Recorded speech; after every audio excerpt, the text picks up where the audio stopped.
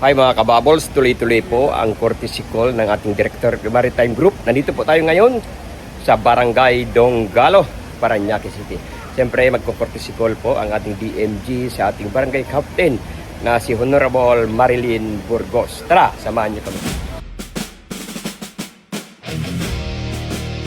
Serbisyong mabilis, tapat at nararamdaman.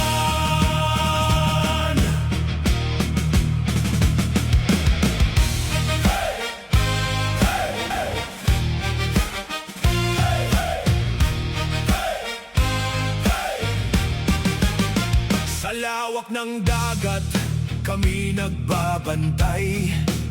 Kapayapaan at kaayusan ay aming taglay. Sa pamumuno ni Tolentino, handang maglingkod.